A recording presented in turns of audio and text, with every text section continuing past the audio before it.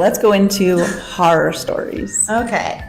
She's been waiting for this. Yeah, I love the horror stories. So as a realtor, we know what buyers do when they walk into homes. Sometimes they jump on bed. Sometimes they make themselves at home. Sometimes kids are running around and you're kind of like letting the new owner see the house while also watching their child, while also trying to like explain the features of the home as a realtor. As a stager, what are some horror stories that have happened in your stages? There's a wide range of horror stories. It all depends on like how horrible it can either go from like, for the actual stage, because obviously I have to walk the houses beforehand.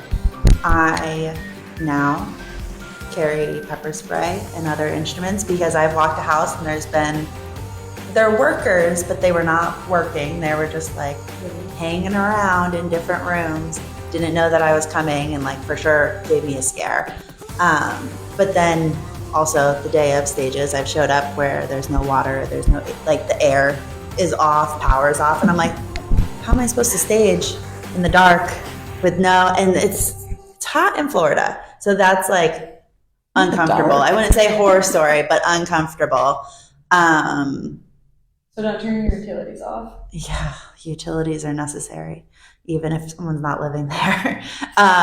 One time had an official, 2 times actually, the other one is more recent, had official squatters, like stuff left with behind. Your stuff in the house. Yep. And so I have always, the original staging company that I started working for, they used real beds. And you can tell from listing photos that like people had messed with them. So I've always used air mattresses because then, like I said, I work with a lot of flippers. So then the like contractors are less likely to take a little afternoon snooze or whatever.